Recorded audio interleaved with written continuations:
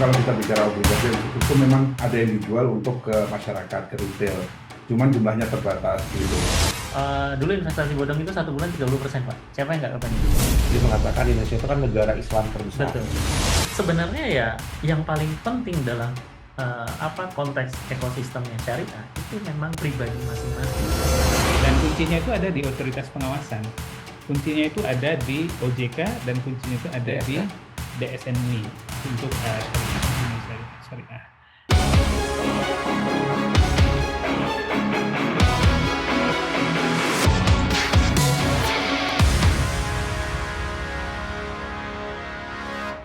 Oke, saya tanya ke Mas Adi. Ya. Ya, berarti Ini menarik nih masalahnya yang mau sustainability ditambahin tadi. Ya. sama itu. Nah, tadi juga saya nanya itu.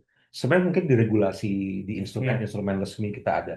Ya, betul. Terus kita juga sebenarnya demand juga ada. Setiap yang berbau syariah, boom. Ya, Berarti demand sebenarnya ada. betul. Akhirnya karena ini katanya returnnya kecil, masuklah yang nakal-nakal ini nih ngasih return besar. Nah, ini kan sebenarnya kan kalau kita urai bisa lah kita urai gitu. Cuma kalau kita bikin khusus juga bisa tambah khusus. Nah, sebenarnya gimana ini? Kita kan juga pengen syariah kita berkembang. Oke. Yang tadi dibilang sustainability semua orang mendapat Oke, kalau kami manfaatnya. melihat dari sisi regulator yang sekarang ya, Pak, mungkin Chief. Jadi beberapa produk investasi syariah itu sudah mewajibkan untuk ada DPS, Dewan Pengawas Syariah. Tapi ini mungkin baru dalam kategori yang kayak aset manajemen dan lain-lain lah. Jadi belum ke fintech. Ke fintech setahu saya belum ada. Untuk kewajiban ada Dewan Pengawas Syariah itu. Mungkin itu salah satunya yang harus coba untuk dari sisi regulator untuk mewajibkan itu. Karena Ya, kalau nggak belum diwajibkan dari DSN-MUI berarti otoritas yang berwenang berarti OJK. Pengawasan syariah OJK. Berarti pengawasan syariah. ya berarti harus dipegang sama OJK Ya, berarti ya. itu yang saya lihat belum ada dari dalam sisinya si siapa? Ada mungkin tapi tidak kayak aset manajemen yang memang benar-benar ngawasin. Bahkan saya sempat meeting dengan salah satu bank syariah, itu waktu kita mau bikin RDN syariah, DPS-nya itu ngotot, saya nggak mau ada saham non syariah di Porto, padahal itu diperbolehkan. Itu diperbolehkan. Jadi untuk RDN itu masih diperbolehkan untuk ada saham non syariah di situ karena itu kan hanya Itu untuk cuma aksel keluar masuk aja kan. Iya. Nah itu bahkan sampai salah satu bank syariah saya meeting dengan beliau itu benar-benar nggak mau. Saya kalau mau syariah syariah itu. Iya. Ini Gitu. sebenarnya menarik yang disampaikan. Eh, sebenarnya kalau ada MUI bisa menjelaskan bahwa sebenarnya di Indonesia itu ada dua konsep. Ada fully syariah, ada comply to syariah. Nah, Itu dua hal yang berbeda. Jadi kalau fully syariah ya tidak boleh instrumen non syariah dalam portfolio ini nggak boleh masuk. RDN beda. Iya, iya maksudnya dalam apapun lah ya. Jadi tapi kalau istilah comply to syariah itu masih memungkinkan dalam persentase tertentu yang dikontrol eh, ada instrumen non syariah di dalamnya. Ya. Tapi spesifiknya teman-temanmu yang bisa menjelaskan. Oke, nanti kita karena memang ini masa transisi. Betul. Masa transisi dari non syariah ke ekosistemnya lah, Jadi ada baru masa kebentuk. transisinya. Jadi masih diberikan kelonggaran oleh teman-teman. Pas banget hari ini 15 tahun pasar modal syariah kan ulang tahun nih. Baik. Jadi memang tadi masalah ekosistem aja sebenarnya. Kita kan pelan-pelan ya. Kita dari yang non syariah ke syariah itu kan sangat berat untuk bisa langsung nge-switch gitu. Jadi tadi nyambung balik tadi bahwa sebenarnya kalau misalkan kita ngobrol sama beberapa perusahaan luar kemarin itu kebetulan pas pulang ke Cianjur, co-founder kami kan salah satunya menjadi bukan yang satu lagi Kang Evan lagi kan country manager perusahaan New Zealand yang salah satu terbesar juga di New Zealand. Nah itu juga sama, beliau dia perusahaannya bukan syariah tapi menerapkan prinsip-prinsip itu tadi termasuk tadi no suap, no entertain, bahkan benar-benar ngilangin yang namanya makelar yang markup harga itu ditekan banget. Artinya kan kalau saya lihat di sini dengan tadi di beberapa perusahaan kita sebenarnya bukan salah perusahaan yang sudah bikin SOP, tapi mungkin ada beberapa oknum yang tadi karena apa? Prinsipnya likuiditas dalam skema Ponzi, balik lagi kita ke skema Ponzi. Kalau tidak ada likuiditas yang bisa muter terus cash flow-nya, yaitu suatu saat akan berhenti. Nah, ini mirip sama kejadian kemarin. Karena bukan diputar dalam bisnis yang benar-benar ada proyeknya, akhirnya apa? Itu jadi sesuatu yang fiktif. Akhirnya apa? ngakalin gimana caranya Ada rate masuk. itu bisa tetap jalan terus. Nah, ini yang akhirnya membuat suatu sistem itu akan berhenti. Sama kayak tadi, kenapa kok waktu MSCI kita tiba-tiba market anjlok, semuanya pada takut, eras. Kami di komunitas syariah saham kita udah siap-siap untuk cashless. Jadi udah pokoknya kalau udah masuk resiko jual dulu, kita cash dulu, kita tunggu dulu sampai market adem gitu. Jadi Dan cash. kita bilang posisi kita cash dulu gitu. Biarin aja market panik-panik aja karena itu memang Kita mekanisme pasar. amankan dulu. Iya, kita tenang aja. Malah justru ketika bawah kan kalau kayak kemarin Pak Purwaya bilang 1-2 hari ini serok lah, serok gitu kan. Kalau balasan community ya seroknya pakai apa Pak? Udah nyangkut semua Iya, gitu. semua orang kan pada Iya, pucuk. jadi kembali lagi tadi. Walaupun optimisme Pak Purbaya Betul. langsung ditanggapi sama Ferry Irwandi ya. Iya. Jadi kayak sebenarnya ya yang paling penting dalam konteks ekosistemnya syariah itu memang pribadi masing-masing Ya. dan pelaku si usaha sendiri. Apakah pelaku usaha itu mau mengaplikasikan syariahnya juga dalam prakteknya atau ya udahlah syariah comply aja gitu kan? Itu tadi full syariah itu dalam sisi si user, si pelaku, si pengusaha, comply syariah ya perusahaannya memang perusahaan syariah gitu kan, yang compliance secara oh udah akad oke, ini sudah oke, tapi kan kadang dirinya sendiri harus bisa ke sana. Ini sebelum kita gali Iya. yang lebih ke saham, saya pengen nanya dulu. Kalau untuk yang terdaftar di OJK resmi segala macam itu nanti lebih cepat lah. Iya, Betul. Nah, sementara persoalan yang bodong ini kan mereka nggak terdaftar di OJK. betul. Ya. Mereka mengiming-imingi return 30% segala Betul. macam. Too good to be true kan Betul. kalau buat kita yang Betul. mengerti. Bahkan banyak yang enggak. Iya. Nah, itu gimana ya? Selain sosialisasi ya tentunya, Iya. ada langkah lain lagi nggak Nah. dari teman-teman yang Mungkin Pak Andi sedikit dulu, ya. ya. Jadi karena Dari ini sisi- kita point of view-nya dari komunitas ya. Ya. Komunitas itu sekumpulan orang yang mungkin saya dengan masnya, dengan siapapun, kita duduk barengan, kita kompetisinya nggak ada yang mau saling ngakalin sama yang lain, kita berjuang sama-sama gitu ya. Jadi memang tadi selain literasi adalah bahwa salah satu yang paling poin penting adalah sikap kritis atau critical thinking. Itu poin paling penting. Kalau Anda sudah dari awal sudah too good to be true, Anda harus bisa mempertanyakan paling nggak ke diri Anda sendiri, beneran nggak? Kalau beneran logiknya di mana? Nah itu jadi nyambung dengan inklusi dan literasi tadi, bahwa dengan knowledge tertentu dia bisa logik gitu ya, paling nggak mungkin lah ini kalau bisa misalnya event cuma 10% ya per bulan itu sudah terlalu true, apalagi sampai puluhan atau ratusan persen. Jadi critical thinking adalah one of the most yang paling harus dimiliki. Caranya gimana? Ya paling tidak dengan knowledge. Kalau knowledge nggak dapat, ya Anda masuk community yang benar, yang mohon maaf ya, saya tidak menyinggung yang community berbayar segala macam, kita free, nggak ada bayaran gitu ya. Nah itu di situ kita selalu mengingatkan dan saling mengingatkan dengan atas dasar muamalah itu hubungan antar manusia ya, atas dasar kebaikan, tidak ada tendensi menarik keuntungan apapun. Kita di komunitas yang sudah sampai mungkin berapa 5.000 ya, ada 5 WAG ya, sudah 7.000 komunitas seluruh Indonesia, mungkin terbesar se Indonesia, alhamdulillah. Kita saling mengingatkan, nggak boleh loh, beneran nggak kayak gitu. Anda pikir benar nggak kalau gini kira-kira gitu. Nah, jadi critical thinking itu yang hanya bisa dibangun oleh yang idealnya secara literasi. Kemudian kalau tidak ya paling tidak dari sisi komunitasnya, community-nya itu saling mengingatkan gitu. Nah itu yang selalu kami saya ingin bertanya nih, ini sangat subjektif ya pertanyaan saya. Kalau tadi kan Chief Jul dengan pakai angka sustainability. Nah, untuk literasi sendiri itu sebenarnya effort baik dari OJK, bahkan dari penegak hukum, terutama untuk yang bodong-bodong nakal ini lah. Kalau nggak ada OJK, kan kayak pinjol kan bisa tuh, nggak ada OJK jangan ikut. Gitu. Nah, di skor 0 sampai 100 itu literasi effort dari lembaga-lembaga yang kompeten ini berapa sebenarnya? Yang pasti bukan 11/100 ya. Enggak. Kalau kita bilang literasi, kita kan karena kita sama-sama di masyarakat ya. Jadi kadang kalau Chief Jul kan memang pakai data gitu. Kalau kita hanya beranggapan gini, dari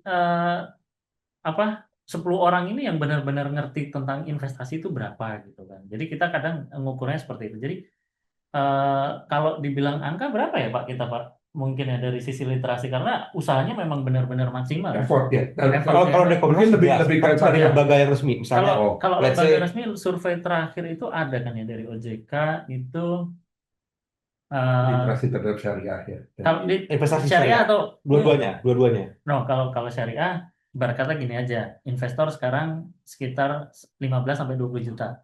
Investor syariah itu baru 250.000 Orang. orang. Ya. Nah, Jadi jadi itu bisa dibilang kan Itu kan yang resmi ya. iya, yang Sementara kita resmi, mungkin yang yang resmi. terjebak di bodong banyak kan kita Nah, sebagai umat ya. Saya juga bukan yang orang religius, cuma kadang Iya. sedih juga kalau Islam kata syariah dijual untuk betul. seperti itu. ini gitu. baru kejadian kemarin, Pak. Baru Iya. kejadian kemarin ada yang datang ke kami nanya, Pak, saya punya dana sekian, saya pengen pensiun dari dagang saham gitu kan. Di WA tuh saya nggak mau jawab. Akhirnya saya suruh ke kantor aja deh, ke base camp aja kita ngobrol, Pak.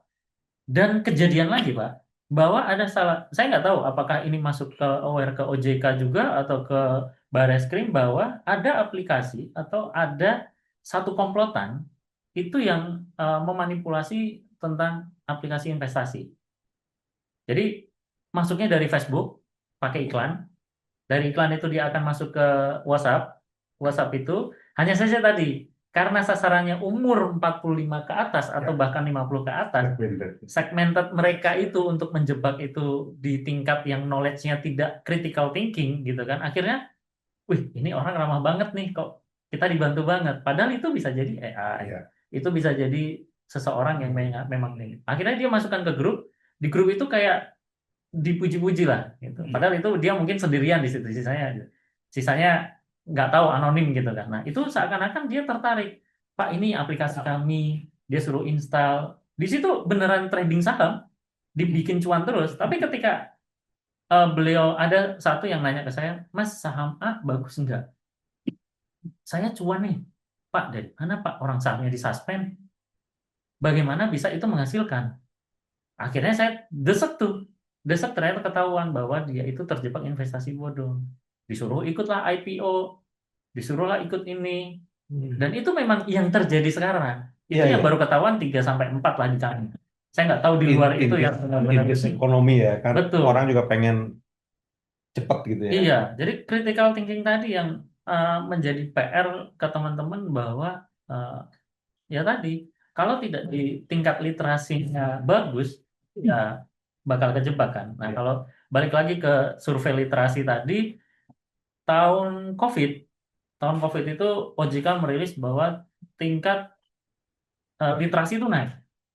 Tapi diiringi dengan inklusi yang sangat tinggi sekali. Artinya apa? Orang mau masuk investasi itu karena FOMO. Oke. Karena FOMO tadi, ikut-ikutan. 2020 kan COVID kan, Iya. semuanya tiba-tiba bahas saham gitu Iya. kan, tiba-tiba bahas investasi gitu. Nah, itu di kami di komunitas syariah saham itu justru kita mulai dari literasi dulu. Kita nggak pengen orang itu buru-buru naruh duit banyak. Mungkin Pak Andi juga sering dengar saya selalu bilang, saya bahkan marahin orang ketika mau naruh 200 juta gitu kan. Ngapain Pak buru-buru 200 juta? Bapak 10 juta aja belum bisa ngatur gitu kan. Berarti Gitu. effort literasinya masih kurang ya sebenarnya ya. Dari Baik dari semua yang sebenarnya bermain lah, sudah cukup stakeholder. karena demografi aja kalau saya bilang. Gitu. Demografi itu, saya kan pernah beberapa kali ke demografi yang memang bisa dibilang tingkat literasinya rendah gitu ya. Kayak di agak pedesaan gitu di daerah Lampung Selatan itu ketika kita jelasin tentang investasi ya nggak ada yang menarik bagi mereka karena fokus mereka ya return terus kalau daripada saya punya uang itu saya beli emas gitu. Jadi literasinya masih sebatas produk-produk konvensional gitu. Iya. Gitu. Tapi juga ada yang saya nggak usah sebutin nama ya. Iya. Dulu ingat emas V depannya. Itu kan banyak yang banyak yang kena. Itu udah syariah juga kalau nggak salah ya. Syariah lah. Syariah juga. Nah, itu saya sempat karena saya berkantor di salah satu perusahaan TBK dan teman-teman pada heboh semua. Saya cuma bilang jangan pegang yang digital, pegang aja yang fisik nggak apa-apa. Waktu itu memang lebih mahal karena yang sama harga pasar itu bedanya 200.000 kan. Tapi saya bilang kalau kamu ketipu, kamu pegang emas fisik. Tapi kalau kamu digital ketipu, kamu nggak pegang apa-apa. Nah ujungnya kan ada fraud. Ini juga yang masih menjadi perdebatan yang tentang bullion ya. Iya. Bahkan sebagian pihak kan masih menganggap itu belum fully syariah. Iya, betul. Ya. Jadi ini menarik. Jadi kita pengen Tinggi Menarik juga kita bahas. terus. Karena memang ini risiko, karena kami tadi kan basisnya governance, Iya. risk management, compliance management, Compliance. sama sustainability. Risiko bagi teman-teman yang pegang emas Digital, bullion, iya. emas digital, ya kita nggak pegang fisik emasnya. Betul. Dan apabila kita butuh, itu belum tentu bisa direalisasikan segera Iya. mungkin, gitu. In case misalnya suatu saat dari nasabahnya ada 1.000 orang, Iya. minta saat bersamaan, nggak 1.000, 500 orang aja saat bersamaan Trust. minta Kan sudah kejadian. harga emasnya. Sudah Ya, kejadian. di mana tuh? Nah, Saya belum tahu. saya nggak bisa jawab. Nah, itulah Tapi gambarannya. kejadian. Salah satu Apakah sekarang bank yang menyediakan bullion itu sanggup memenuhi atau enggak? tidak bisa instan, dia menunggu. Nah, pasti.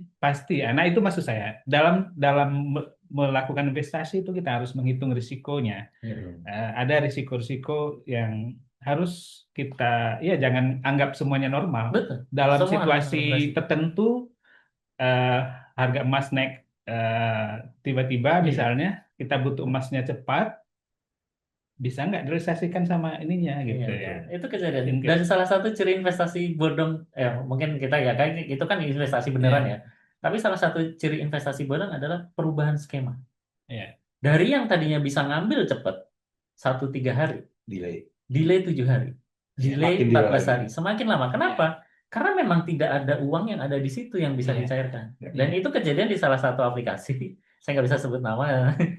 Dari maksimal pengambilan sehari 35 juta, kalau nggak salah jadi 11 juta sehari. Itu kan artinya sudah ada pembatasan supaya orang tidak ras. Bayangin aja hari ini beli emas 2.300.000. Sebulan kemudian 2.700.000. Orang kan wah udah cuan ambil aja gitu kan. Iya. Pas semua. Tapi ketika mau narik, mereka dibatasi. Bukan berarti ini bukan berarti itu nggak ada duitnya ya, udah bodong bukan juga bukan Iya, kan, iya. gitu kan. Tapi ya kita harus tahu tadi balik lagi ke resiko. Ketika Jadi kita memanfaatkan itu, PR kita masih banyak betul, ya PR di kita masih syariah banyak. ini. Nah, ini saya ingin menggali ke saham sih sebenarnya. Yes. Ini menarik nih komunitas. Saya udah nggak megang saham. Iya. Tadi saya udah cerita juga di awal kan kita. Betul. Nah, sebenarnya saham itu dari sisi syariah itu ketemu nggak sih pikirnya gitu? Oke. Aman nggak kita? Ini saya izin jawab dari pengetahuan Iya, ya. komunitas Ya, ya, karena kita karena mungkin- nanti mungkin mohon maaf kalau mungkin agak Kalau ada sedikit- yang ada penyalahgunaan silahkan di komen oke. nanti. Ya, jadi kalau saham sendiri itu kan sudah sah karena model saham di kita itu kan saham perusahaan yang dibagi sesuai persentase ke para pemegang saham dan dia dapat dividen. Selesai di situ dari sisi muamalahnya, dari sisi ketentuannya sudah sah, ya kan? Tinggal kriterianya apa. Gitu. Ya. Jadi kalau saham itu ya diperbolehkan. Itu sama kayak waktu ada cerita saya sempat baca ketika beberapa sahabat itu dapat 2 ekor kambing kalau nggak salah, terus ini mau dijual, tunggu bagi sama yang rata dengan yang tadi kerja, gitu. Oke. Jadi biar dibaginya sama rata, gitu. Nah berarti kan di situ sudah ada pelajaran bahwa ya hasilnya berapa dibagi rata sesuai dengan porsinya, gitu kan. Nah dari sisi sahamnya sudah oke. Nah tinggal kriteria apa saja yang memenuhi standar syariah tadi. Nah, itu. Nah, itu. Kalau di DSN MUI kan sudah memfatwakan fatwa nomor 80 yang disempurnakan di 135. Jadi di fatwa tersebut adalah mengatur bahwa rasio keuangan yang utang berbasis bunganya itu tidak boleh melebihi dari 45%. Itu kriteria pertama dari rasio utang. Sebelumnya ada rasio bisnis dulu. Kriteria bisnis. Jadi bisnis nggak boleh judi, nggak boleh mengandung minuman alkohol, dan lain-lain lah. Wah. Ada beberapa kriteria, sekitar 11 gitu. Nah, setelah itu difilter baru ke rasio tadi. Nah, salah satu rasio utang berbasis bunga 45% dan ada pendapatan non halal 10%.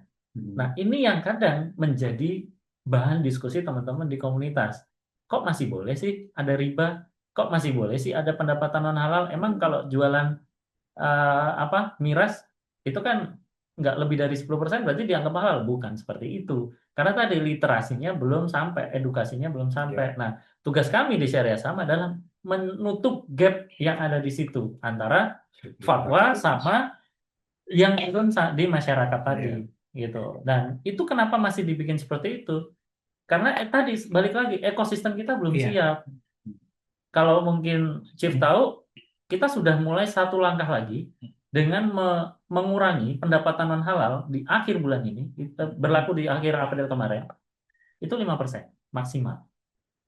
Pendapatan non halal tidak boleh melebihi dari 5%. 5%. Artinya sudah ada peningkatan dari 10 sampai Iya. turun ke 5. Dan nanti yang 45% dalam waktu 10 tahun itu diturunin sampai 33%.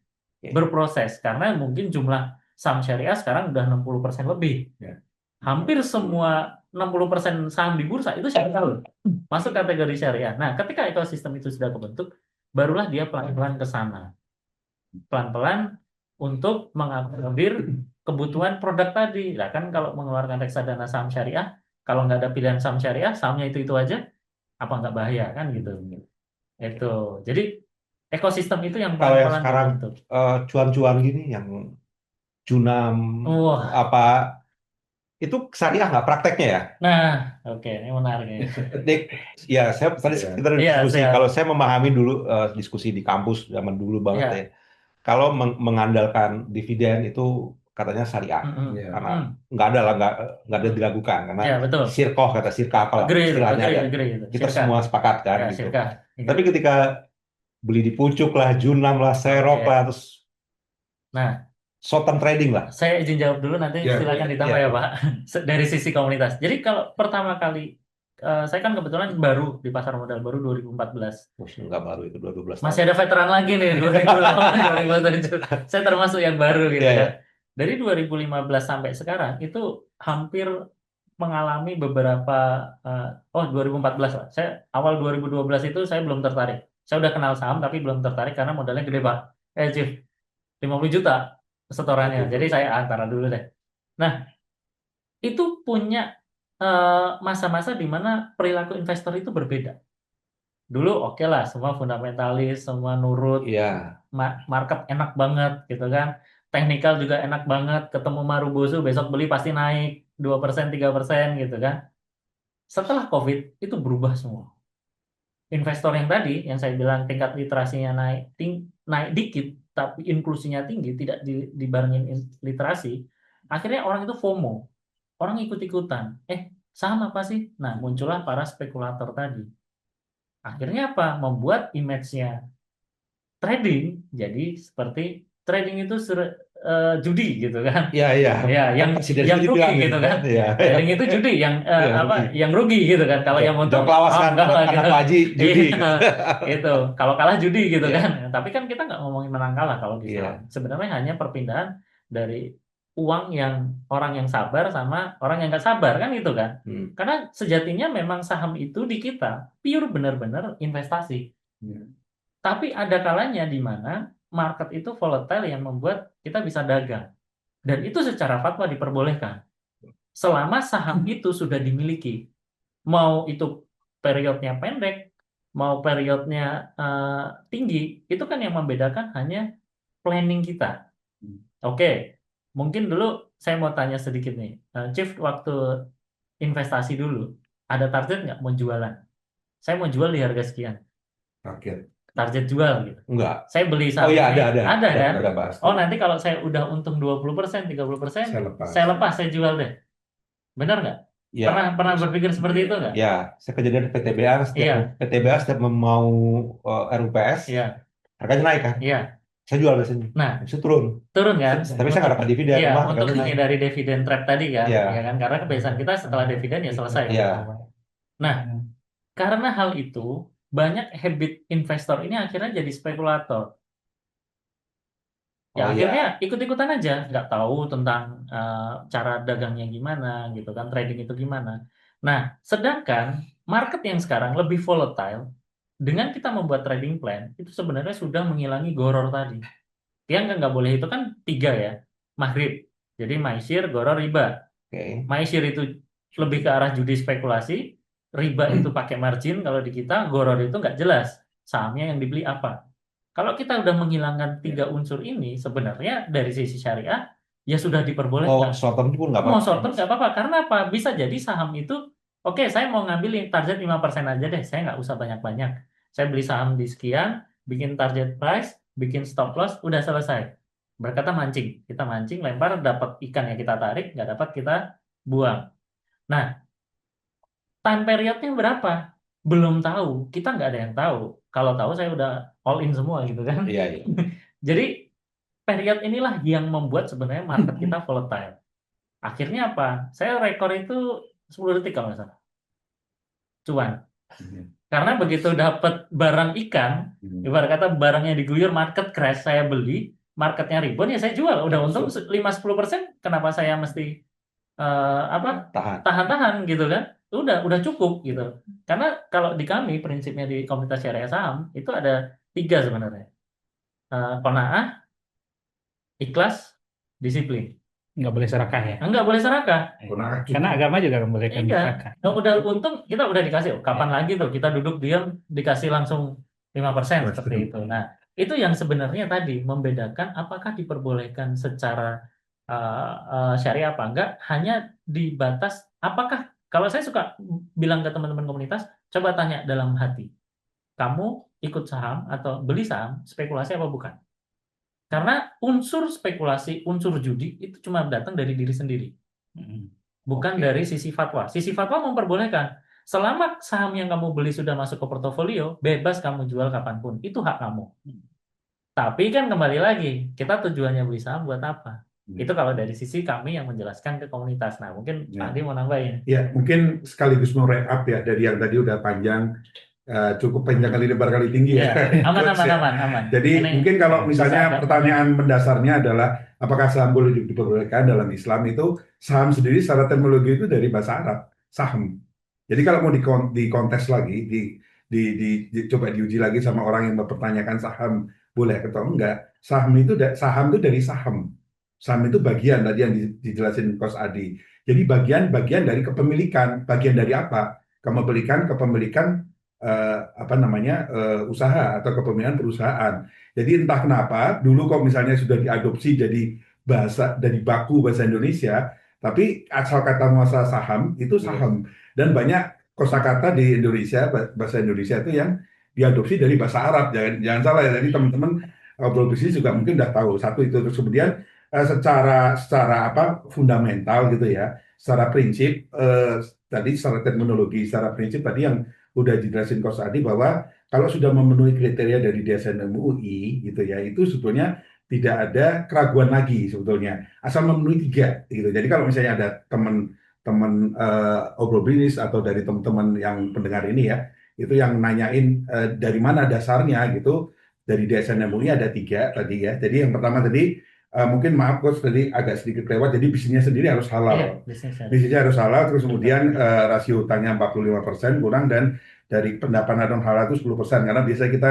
perusahaan punya kas, terus kemudian punya deposito, terus dapat pendapatan non halal, kan itu harus kurang dari 10%. Jadi asal memenuhi kriteria itu sebenarnya sudah mau seperti apapun kalau di Indonesia berdasarkan DSN MUI dan OJK sudah mengamini, itu sudah nggak ada ketentuan bahwa saham itu judi, enggak. Atau memenuhi itu sudah fix ya. Iya. Jadi dan untuk itu secara periodik 6 bulan itu dari DSN MUI itu mengeluarkan namanya DES, Daftar Efek Syariah.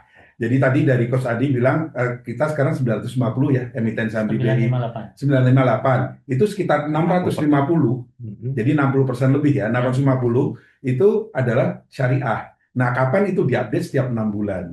Daftar efek syariah PT apa aja, mana yang seperti MSCI, mana yang masuk daftar efek syariah, mana yang keluar. Nah, itu jadi langsung mau short term mau betul, langsung teman-teman juga bisa langsung akses karena semua keterbukaan informasi ke IDX, juga ke IDX Islamik ya. Atau mungkin kami di Syariah Saham punya portal sendiri untuk mengecek emiten yang 950 mana yang masuk daftar efek syariah, mana yang syariah, mana yang enggak. Itu ada semua di situ, gratis. Di portal kami, nanti mungkin kami bisa share, gratis. Dan kemudian pertanyaannya, kalau misalnya nggak masuk syariah, kenapa? Karena dari 3 kriteria tadi, itu dijelasin di portal kami. Jadi misalnya, utangnya kebanyakan, pendapatan non halalnya lebih dari 10%, dia ngandalin dari kas saja, atau mungkin dari sisi bisnisnya bukan halal. Jadi itu kami bukan sekedar merujuk ke DSN MUI, tapi juga ada reasonnya. Nah itu jadi teman-teman nggak usah galau lagi gitu ya, galau atau seperti apa nggak punya conviction bahwasanya saham itu halal atau enggak selama memenuhi kriteria DSN MUI itu adalah saham itu syariah atau halal. Dan sedikit saya tadi menambahi tentang masalah short trade atau long term. Yes. Long term itu sama sekali tidak ada fatwa dari DSN MUI bahwa misalnya dibelinya di detik sekarang saat detik ke-5 kemudian detik ke-20 tadi Coach Adi saya juga pernah ngalamin gitu ya mungkin 10-15% langsung spike, kita jual langsung, tidak ada yang melarang. Iya, Betul, right. asalkan memang yang diperdagangkan kita itu adalah apa namanya yang masuk dalam daftar efek syariah. Jadi memang saham syariah yang kita perdagangkan itu berarti boleh kita perdagangkan walaupun perdagangan cepat, short trade ya gitu ya. Nggak harus long trade yang harus investasi harus dipegang setahun 2 tahun nggak seperti itu. Iya, yang menarik itu sebenarnya adalah short sell. Nah, itu yang short sell sering ada lagi. diartikan Iya, teman-teman short trade. komunitas itu adalah itu haram kan? Fatwa MUI sudah mengatakan Short sell. bahwa short selling itu haram. Itu Tapi beda lagi, ya. istilahnya itu sebenarnya mereka itu salah kaprah karena dibilangnya short sell itu adalah trading jangka pendek. Bukan. Short trade. Short sell itu adalah suatu kegiatan yang memang belum punya barang, dia nge-short gitu Iya, kan. Jadi dia ngejual bawah dan itu memang tidak bisa dilakukan retail gitu kan. Jadi anggapannya itu sampai sekarang masih miss di Saat situ. ini juga belum ada regulasi untuk belum bisa dipraktekkan dengan Sudah. bursa. Short sell sudah. Ya. Untuk Sudah. beberapa emiten. Ya, untuk beberapa emiten kemarin sudah. Dan itu hanya Di dilakukan memang karena memang bukan komplain syariah kan. Iya. Jadi memang itu sudah ada tahun lalu. Iya. Tahun lalu diresmikan untuk short sell itu. Oke.